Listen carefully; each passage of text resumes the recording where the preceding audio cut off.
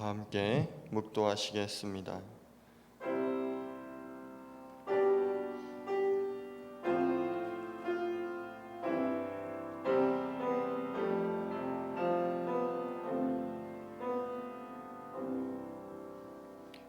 주의 인자하심이 생명보다 나음으로 내 입술이 주를 찬양할 것이라. 이러므로 나의 평생에 주를 송축하며 주의 이름으로 말미암아 나의 손을 들리이다. 하나님은 영이시니 예배하는 자가 영과 진리로 예배할지니라. 아멘.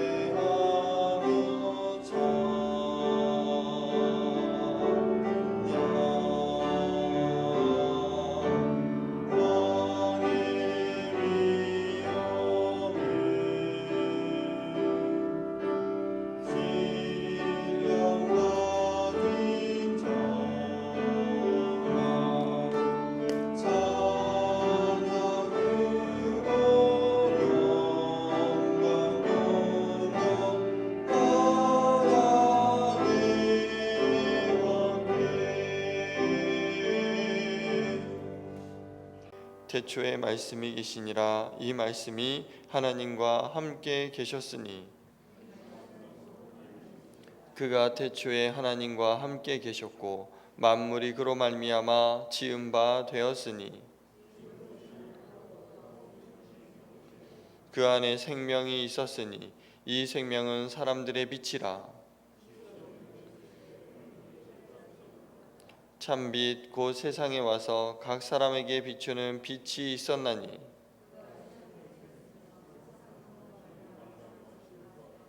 세상이 그를 알지 못하였고 자기 땅에 오매 자기 백성이 영접하지 아니하였으나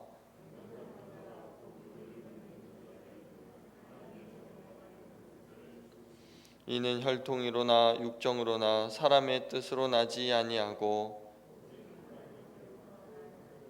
말씀이 육신이 되어 우리 가운데 거하심에 우리가 그의 영광을 보니 아버지의 독생자의 영광이요 은혜와 진리가 충만하더라.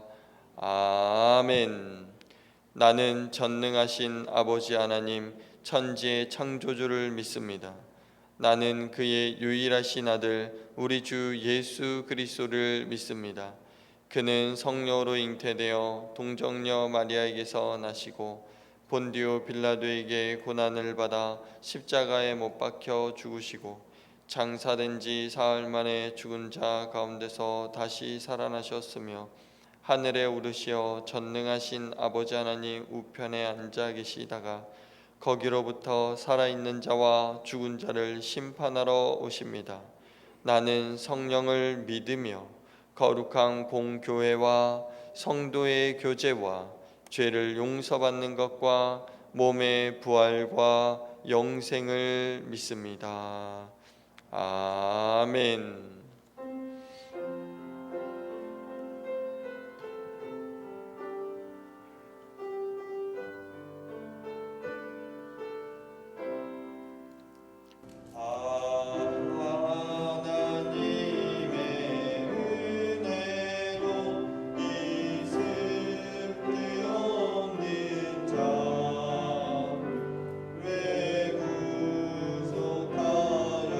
주님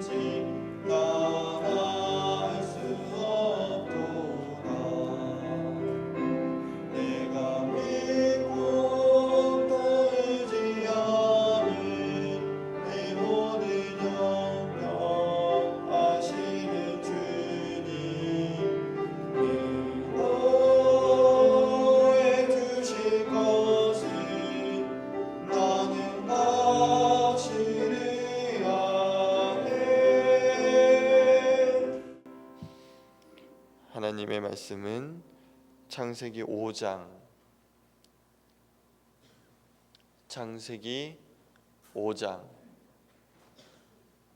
1절에서 5절까지 있는 말씀입니다. 창세기 5장 1절에서 5절까지 있는 말씀 제가 봉독해 올립니다. 이것은 아담의 계보를 적은 책이니라. 하나님이 사람을 창조하실 때에 하나님의 모양대로 지으시되 남자와 여자를 창조하셨고 그들이 창조되던 날에 하나님이 그들에게 복을 주시고 그들의 이름을 사람이라 일컬으셨더라.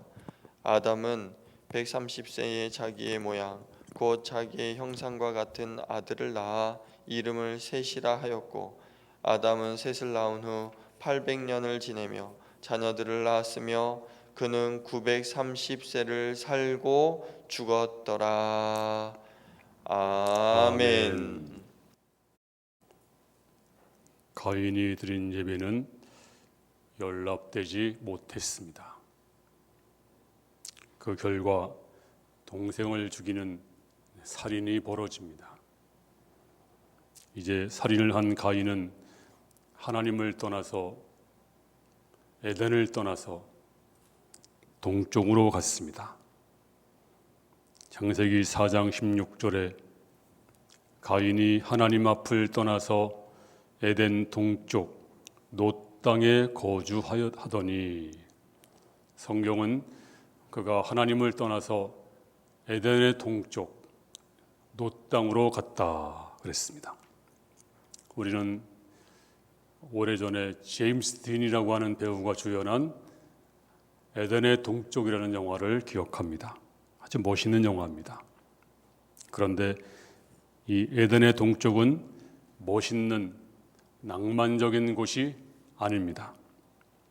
에덴의 동쪽은 하나님으로부터 점점 더 멀리 도망가고 떨어졌다는 것을 의미합니다. 그래서 가인은 에덴의 동쪽으로 가서 하나님이 없는 문화, 하나님이 없는 세상 문화를 만들었습니다. 하나님은 아벨이 죽고 난 후에 아벨 대신 다른 아들을 주었습니다. 바로 오늘 본문 3절에 보면 아담은 130세 자기의 모양 곧 자기의 형상과 같은 아들을 낳아 이름을 셋이라 하였고 아담은 셋을 낳은 후 800년을 지내며 자녀들을 낳았으며, 아벨 대신에 또 가인 대신에 하나님은 다른 아들을 주었습니다. 바로 그 아들이 셋이라고 하는 아들입니다. 그래서 이 셋이라고 하는 아들을 통해서 약속의 대, 믿음의 대, 구속사의 대가 이어지고 있습니다. 이 셋으로부터 에녹이 태어나고 노아가 태어나고 아브라함이 태어납니다. 아담의 7대 손이 에녹이고 아담의 10대 손이 노아이고 그리고 아담의 20대 손이 아브라함입니다. 그래서 오늘 본문은 창세기 5장 이제 아담부터 노아까지 10대에 걸쳐서 긴 역사를 말해주고 있는데 약 1000년의 세월입니다. 그동안에 많은 사람이 태어났습니다. 그런데 한 10명 정도만 추려서 우리에게 전해주고 있습니다. 오늘 4절에 보니까 아담이 셋을 낳은 후에 800년을 지내며 자녀들을 낳았으며 그는 930세 살고 죽었더라. 여기서 아담은 130세가 돼서 셋이라고 하는 아들을 낳았습니다. 그리고 또 800년을 지나면서 자식을 낳았습니다. 자식의 자식을 낳고 자식의 자식을 낳고 또 그 자식이 자식을 낳고 무려 800년을 지내면서 자식을 낳았습니다. 그리고 930세에 죽습니다. 어떤 분은 그럽니다. 가인이 다른 사람이 나를 죽일 텐데 근데 그때 사람이 어디 있었습니까?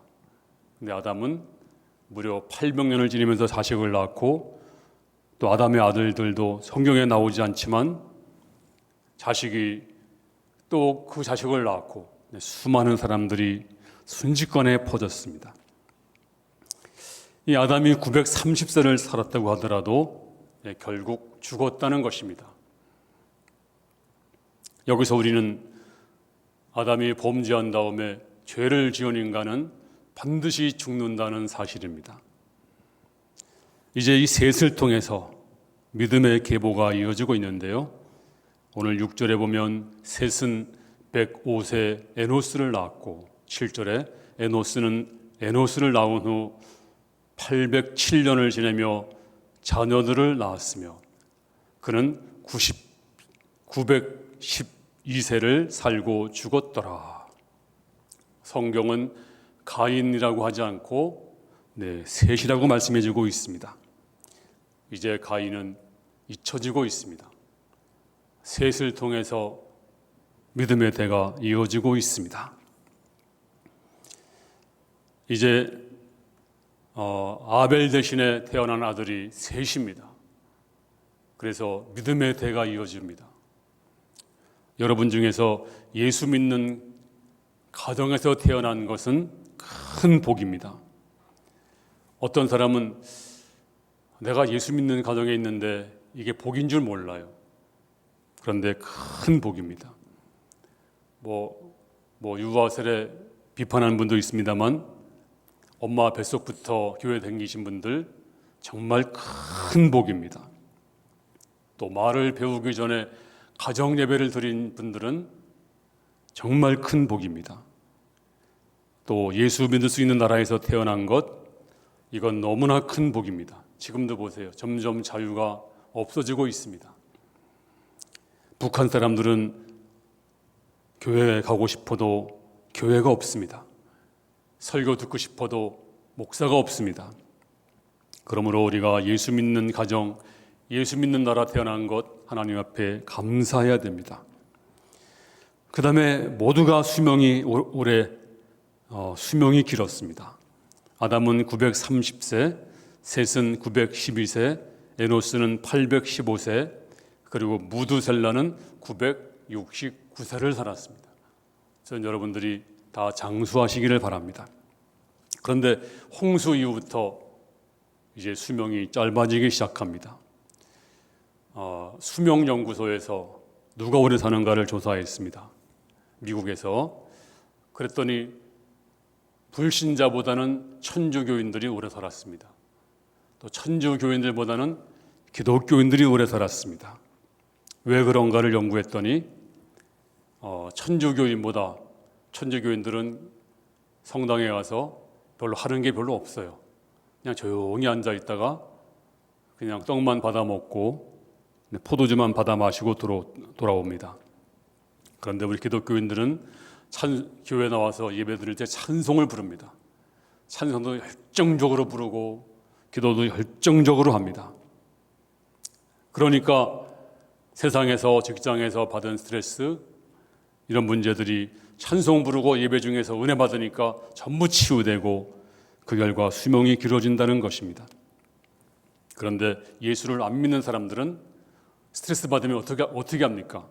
줄 담배를 피우니까 폐, 간, 신장이 망가지고, 폭음을 하니까 위장도, 신장도, 심장도 녹아지고, 또 원한과 증오로 밤을 새우고, 그러니까 정신도 허약해지고, 또 상한 감정으로 사람들을 폭발시키고, 가족관계도 깨어지고, 한계가 넘어지면 마지막엔 자살. 이것이 이렇게 가는 것입니다. 자, 우리 기독교인이 오래 사는데요, 다 오래 사시기 바랍니다. 그래서 보면 누가 오래 사는가 보면 장로님들, 권사님들은 정말 오래 사세요. 그리고 목사님들도 100살 넘으신 분들이 꽤 있습니다.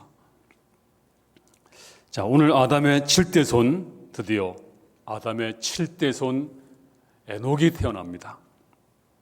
오늘 21절에 에녹은 65세 무두셀라를 낳았고, 무두셀라를 낳은 후 300년을 하나님과 동행하며 자녀들을 낳았으며, 그는 365세를 살았더라. 에녹이 하나님과 동행하더니 하나님이 그를 데려가심으로 세상에 있지 아니하더라. 성경에서 이 에녹은 신학적으로 굉장히 중요한 인물입니다. 에녹은 우리가 예수 믿고 구원받아서 영생하는 성도들의 첫 열매이고, 또 에녹은 죄인으로 태어난 사람이지만 죽음을 맛보지 않고 천국으로 직행한 사람 중에 유일한 사람이 바로 에녹입니다. 그러니까 에녹은 신학적으로 우리 예수 믿는 사람들이 왜 영생하는가, 왜 죽음을 우리가 이길 수 있는가 하는 것을 알려주는 굉장히 중요한 인물이 바로 에녹입니다. 그래서 에녹은 한 사람 혼자 끝나는 것이 아니라 우리 모두의 첫 열매, 표본이 되어주는 귀하신 분입니다. 이제 오늘 성경에 보니까 에녹이 하나님과 동행하더니 하나님이 그를 데려가심으로 세상에 있지 아니하더라. 죄를 지은 사람들은 하나님과 동행할 수가 없었습니다. 그런데 에녹은 동행했습니다. 그런데 이 에녹에 대한 기록은 하나님과 동행했다, 이거밖에 없습니다. 짧은 구절입니다. 그리고 아무런 설명도 없어요. 어떻게 살았는지. 그런데 오늘 본문에 보면 이 에녹이 하나님과 동행한 계기를, 이 말씀을 깊이 보면 알 수가 있습니다. 이 말씀 보면 이래서 에녹이 하나님과 동행을 했구나 하는 것을 우리가 충분히 알 수가 있습니다. 자, 오늘 22절 보시면 무두셀라를 낳은 후 300년을 하나님과 동행하며 자녀들을 낳았으며, 에녹이 하나님과 동행하더니 하나님이 그를 데려가심으로 세상에 있지 아니하였더라. 여기서 에녹은 무두셀라를 65세, 무두셀라를 낳은 후부터 하나님과 동행을 했다. 그러니까 무두셀라라고 하는 아들을 낳기 전에는 성경에서 에녹을 침묵하고 있습니다. 전혀 언급이 없습니다. 에녹이 믿음으로 살았다든지, 에녹이 무슨 영웅이었다든지, 에녹이 하나님의 마음에 들었다든지, 그런 역사가 없습니다.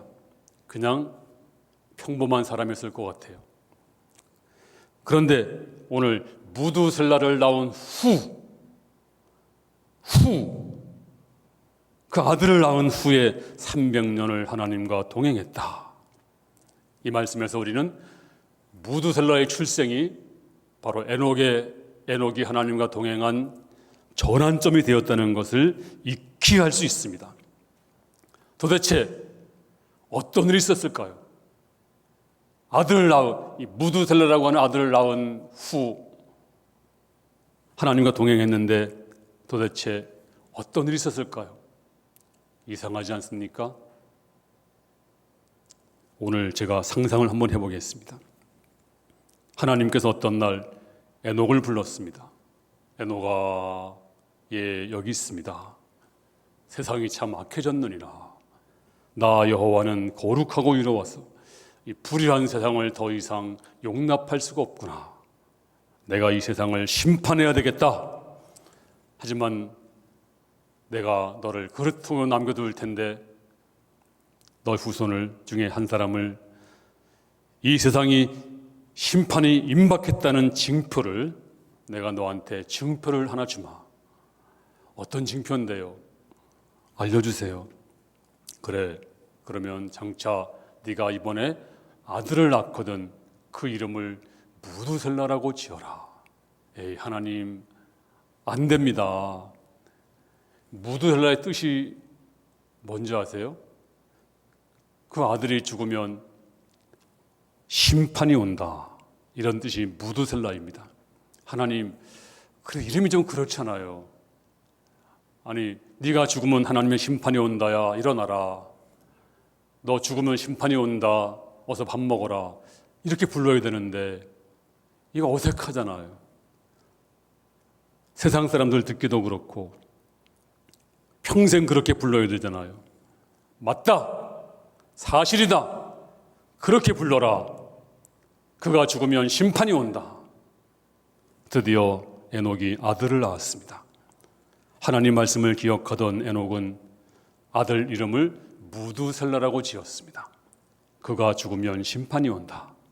아마 동네 사람들이 아니 저 사람이 뭐가 이상했나 봐, 에녹이. 아니 아들 이름을 그렇게 고역하게 짓다니. 너 죽으면 심판이 온다. 이리 오너라. 너 죽으면 심판이 온다. 밥 먹어라. 그 이름이 너무 이상하잖아요.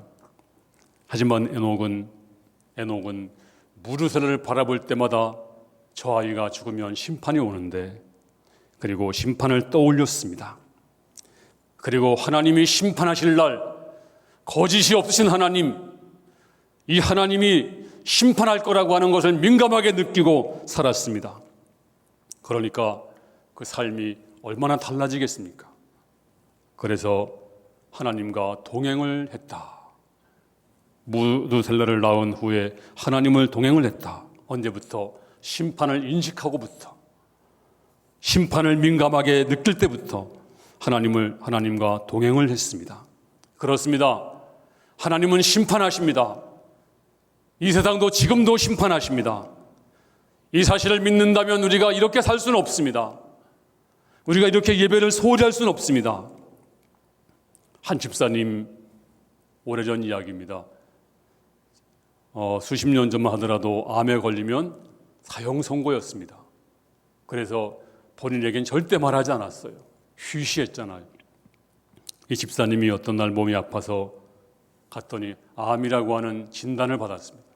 그것도 말기암. 6개월밖에 못 산다는 사실을 알았습니다. 처음에는 실망했지만 믿음으로 받아들이기로 했습니다.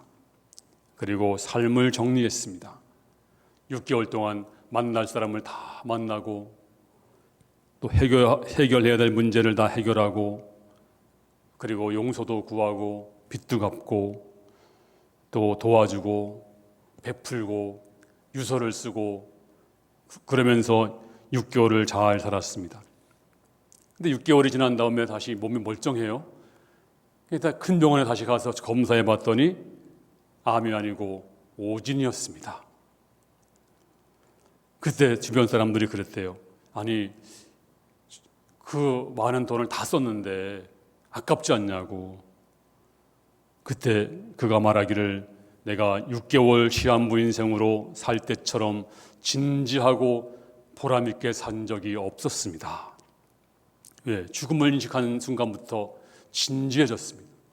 오늘 에녹도 하나님의 심판을 깨닫는 순간부터 아들을 바라보는 그 순간마다, 그래, 저 아들 죽으면 심판이 오지. 만약 아들이 아프면 하나님 살려주세요. 저 아들 죽으면 심판이 옵니다. 정신 차리자. 오늘도 믿음으로 살자. 그리고 하나님과 동행을 하기 시작했습니다. 달라졌습니다. 그 증거가 있습니다. 신약 성경 유다서 1장 14절에 아담의 7대 손 에녹이 이 사람들에 대하여도 예언하여 이르되, 보라, 주께서 그 수만의 거룩한 자와 함께 임하셨나니. 이 7대 손 에녹이 예언자가 되어서 예언했습니다. 하나님의 심판이 있다고, 심판이 있다고 전도자가 되었습니다. 15절 말씀 보니까, 이는 무사람을 심판하사 모든 경건하지 않는 자가 경건하지 않게 행한 모든 경건하지 않은 일과 또 경건하지 않은 죄인들이 주를 거스려 한 모든 완악한 말로 말미암아 그들을 정죄하려 하심이라 하였느니라. 에녹이 바로 예언자가 되었습니다. 선지자가 되었습니다. 전도자가 되었습니다. 심판을 증거하는 자가 되었습니다. 그래서 하나님과 동행하는 자가 된 것을 알 수가 있습니다. 그러면 여러분들이 가장 궁금한 게 있어요. 그러면 무두셀라가 죽었을 때 정말 심판이 왔을까요? 왔을까요? 네, 지나간 일이기 때문에 저는 이 말씀을 연구하면서 소름이 호싹 돋았습니다. 만약 여러분이 이 말씀을 들으면서 소름이 안 돋는다, 아마 가슴에 철판이 있는 분일지 몰라요. 사단이 그 마음을 막고 있는지 몰라요. 아마 사람이 아니고 짐승 가슴을 가지고 있는지도 모르겠어요. 저는 그랬어요. 정말 심판이 왔을까? 한번 보겠습니다. 성경에 나와 있으니까요. 이 무드셀라가 187세 아들을 낳았어요. 라멕을 낳았어요. 또 그 라멕이 182세 아들 낳았는데 바로 노아입니다. 노아는 무드셀라 손자입니다. 그러니까 이 노아가 600세 되던 해 할아버지 나이가 몇 살이었는가 계산해 보니까 이 무드셀라가 187세 라멕을 낳았어요. 187세. 또 라멕은 182세 노아를 낳았어요. 더해 보니까요. 또 그다음에 노아 600세. 노아 나이가 600세가 되던 해 정확하게 무드셀라 나이가 969세입니다. 이제 7장에 놀라운 사실이 나타나는데요. 7장 11절에 노아가 600세 되던 해 둘째 달 곧 그 달 열일의 날이라 그날에 큰 기품의 샘들이 터지며 하늘의 창문들이 열려 40주야를 비가 땅에 쏟아졌더라. 노아 나이 600세 되던 해, 할아버지 나이 무드셀라가 969세가 되던 해, 할아버지가 죽던 날, 바로 죽던 해, 바로 노아 홍수가 시작되었습니다. 무시무시한 심판이 시작되었습니다. 하나님은 거짓이 없는 분입니다. 하나님의 약속은 정확하십니다. 아니 1년도 차고 나는 것이 아니었습니다. 정확하게 그가 죽으면 심판이 온다. 그가 죽자마자 그 손자 노아가 600세 되던 해 정확하게 그 해 하나님의 심판이 왔습니다. 오늘 11절에 노아가 600세 되던 해 둘째 달 곧 그 달 열일의 날이라 창문이 열리면서 하나님은 약속을 지켰습니다. 그래서 하늘에서 물이 쏟아지고, 그런데 잘 보세요. 이 무드셀라가 이 세상에서 가장 오래 사신 분입니다. 그보다 오래 산 분은 아무도 없습니다. 이 말씀을 처음 듣는 분들은 아니 어떻게 오래 살아? 강해를 처음부터 들은 분들은 오래 살 수밖에 없었어요. 노아 홍수가 없을 때니까 물층이 있어가지고 물을 위로 올라가라, 땅으로 내려가라. 내려간 물은 바다가 되고 위로 올라간 물은 뭐가 됐어요? 물층이 돼가지고 모든 오존층, 유해물질 다 막아주고 태풍도 없었고 또 추위도 없었고 더위도 없었고 태풍 또 자연재해도 없었고 병도 없었고, 그러니까 오래 살 수밖에 없는 거예요. 그래서 기운이 지나요 죽을 때까지 살았는데 바로 800세, 900세, 무드셀라가 암으로 969세를 산 것입니다. 그런데 아담보다 더 오래 살았습니다. 셋보다 더 오래 살았습니다. 왜 이렇게 오래 살았나요? 바로 하나님의 사랑입니다. 하나님께서 오래 기다리시면서 심판을 연기하신 것입니다. 한 명이라도 더 구원받기 위해서. 이게 바로 베드로후서 3장 9절입니다.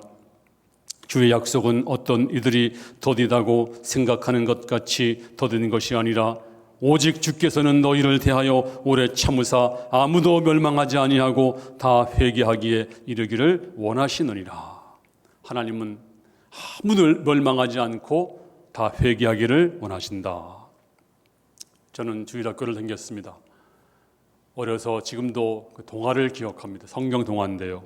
선생님이 이렇게 말씀해 주셨어요. 해가 뜨면 하나님이 에녹 집에 가셨지요. 에녹의 집을 두드렸어요. 에녹아, 내가 왔다, 나가자. 하나님 오셨어요.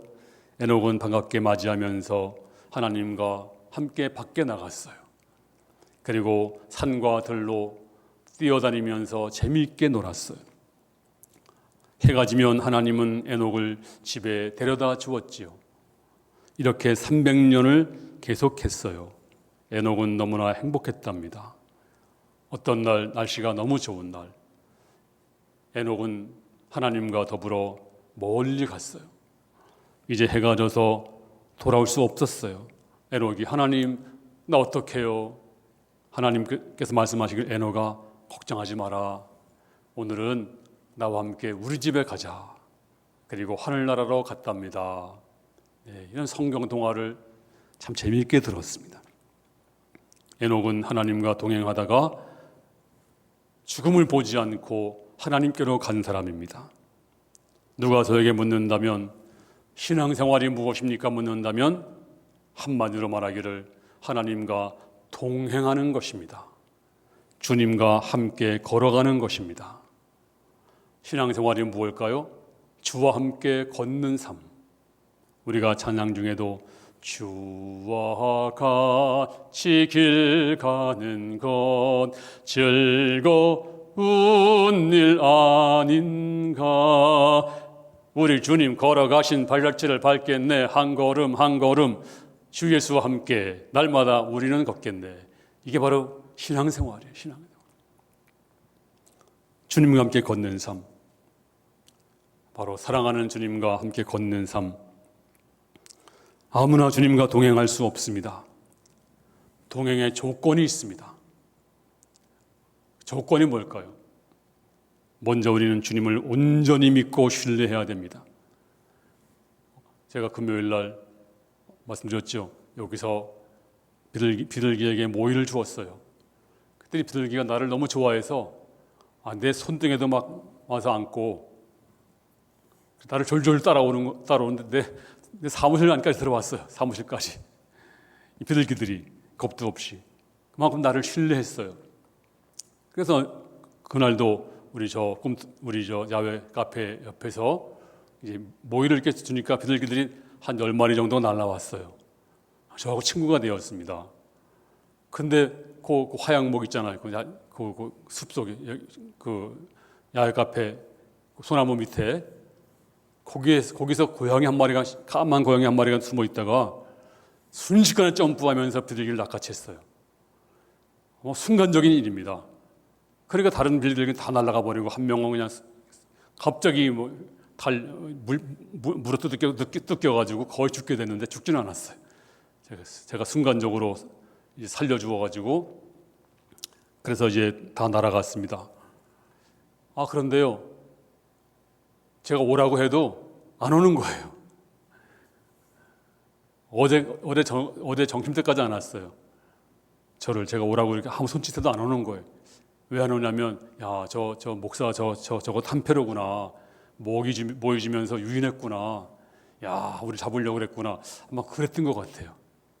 다행히 어제 저녁에 오긴 왔습니다만, 못 믿으면 동행이 불가능합니다. 나라 사이 신뢰가 깨지면 전쟁이 나고요.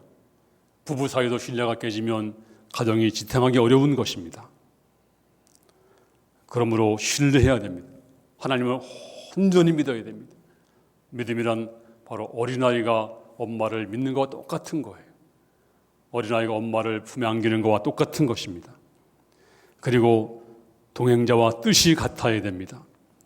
아모스 3장 3절에 두 사람이 의합지 못하고야 어찌 동행하겠으며 뜻이 안 맞으면 동행할 수 없어요. 제가 아는 중마고 세 사람이 1년에 200만 원씩을 개를 들었대요. 10년을 모았어요. 친구 4명이 10년을 모은 그 이유는 우리 10년 후에 은퇴하자마자 미국 서부 동서남북을 다 한번 횡단해보자. 2달 동안 2천만 원을 모아서 이제 너무 친한 친구니까 은퇴 기념으로 가자. 드디어 2천만 원 모아서 친구 4명이 부부가 드디어 미국 대륙 횡단, 저 남쪽도 서쪽도 북쪽도 한번 다 가보자. 그래서 횡단을 시작했습니다. 근데 한 열흘 동안은 재밌었대요. 배 하나 빌려가지고서 가면서 밥도 해먹고 같이 잠도 자기도 하고. 그런데 한 달 만에 대판 싸우고 다 돌아왔어요. 원래 2달 여행이었는데 한 10일 지나고 대판 싸우다 보니까 이게 지옥이지 여행이 아니더랍니다. 60년을 같이 한 친구도 뜻이 안 맞으니까 여행을 망쳤다는 것입니다. 동행은요, 같은 뜻, 같은 목표, 같은 가치, 같은 말을 해야 됩니다. 그러므로 우리는 내 뜻이 없어야 돼요. 내 뜻이 아니라 주님의 뜻입니다. 내 소원이 아니라 주님의 소원입니다. 내 열망이 아니라 주님의 열망입니다. 내 기대가 아니라 주님의 기대입니다. 주여 뜻대로 하시옵소서. 주님처럼 내 뜻대로 마옵시고 아버지 뜻대로 하옵소서. 그리고 동행하려고 하면 성숙해야 됩니다. 혼자 걸을 수가 있어야 되고 혼자 먹을 수 있어야 됩니다. 어린아이는 동행이 가능하지 않습니다. 어린아이는 돌봄이 필요하지 동행은 불가능합니다. 그러므로 우리는 성숙해야 돼요. 우리 믿음도 자꾸 자라야 됩니다. 안 자라면 어린아이 같은 믿음을 가지면 동행하기 참 어렵습니다. 그런데 우리 주님께서 우리에게 같이 가자고 말씀하십니다. 바로 그분은 천지를 창조하신 분입니다. 이제 우리가 그분과 동행을 해야 됩니다. 그런데 뭐가 동행을 막을까요? 우리가 잘못된 예배 드리면 동행이 불가능합니다. 어떤 분은 예배가 주님은 교회 안에만 계신다. 예배 시간에만 계신다. 우리가 찬송 부르면 주님이 내려와서 우리 예배 받으시고 그리고 내 멋대로 삽니다. 하지만 주님은 여러분과 함께 있었습니다. 올해도 주님이 여러분과 함께 있었고 일주일 내내 여러분들은 하나님과 함께 있었는데 예배 시간만 주님이 임재하는 것이 아닙니다. 그러므로 우리는 항상 주님과 더불어 살아가야 됩니다. 그리고 기도도 마찬가지입니다. 기도도 우리가 기도할 때만 우리가 무릎 꿇고 기도할 때만 기도가 아닙니다. 여러분 삶 자체가 기도입니다. 중언부언하지 마십시오. 이제 주님은 여러분과 늘 함께 있었습니다. 그리고 주님과 이제 여러분의 삶 자체가 동행인 것입니다.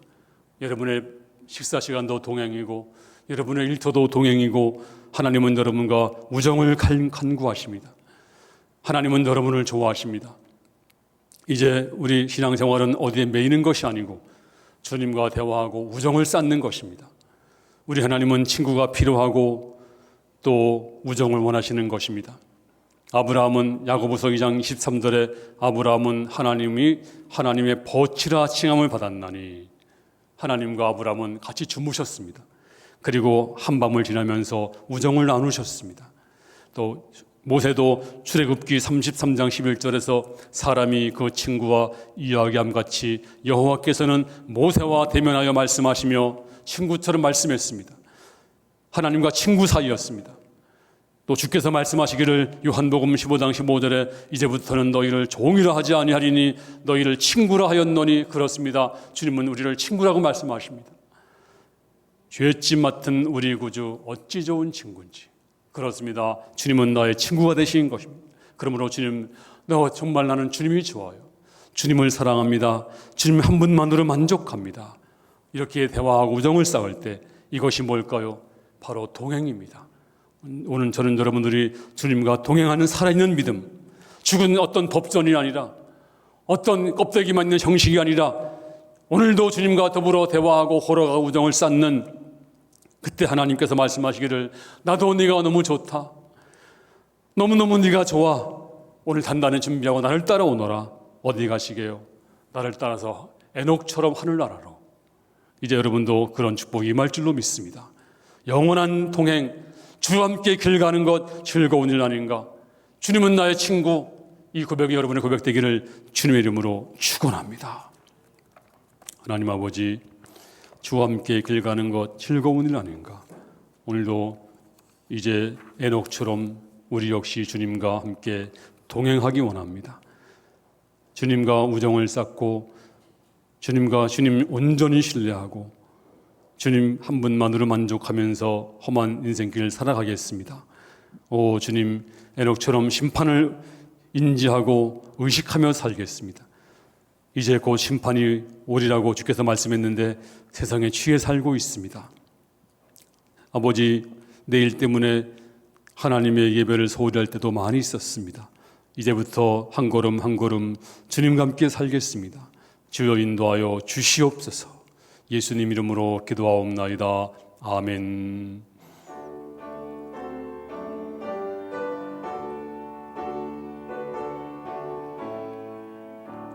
주와 같이 길 가는 것 즐거운 일 아닌가?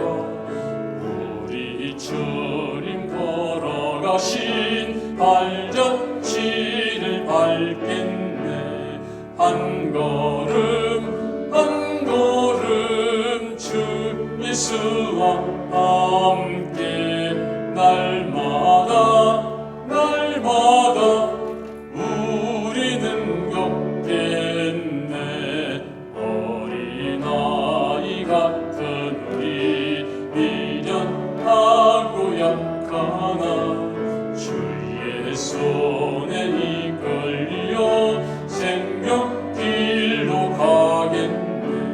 한 걸음 한 걸음 주 예수와 함께 날마다 날마다 우리 걸어가니. 꽃이 피는 들판이나 굴적이라도 주가 인도하는 대로 주와 같이 가겠네. 한 걸음 한 걸음 주 예수와 함께 날마다 날마다 우리 걸어가니. 옛 선지자 에녹같이 우리들도 천국에 들려 올라갈 때까지 와 같이 걷겠네. 한 걸음 한 걸음 주 예수와 함께 날마다 날마다 우리 걸어가리.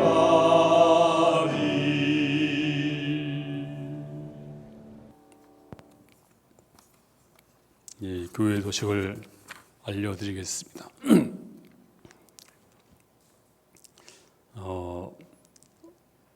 5번의 예배, 오늘도 예배 시간마다 은혜가 충만하도록 우리 열심히 기도하시고, 또 우리 주일 예배 정말 이제 우리 코로나 때문에 다른 거 별로 못 하고 있잖아요. 우리 주일 예배를 온 정성을 기울여서 예배 드릴 수 있기를 바랍니다. 또 이번 주는 구요전도의 헌신 예배가 있습니다. 금요 철야. 또 목요 목장 예배는 서일교구 목장 예배가 있습니다.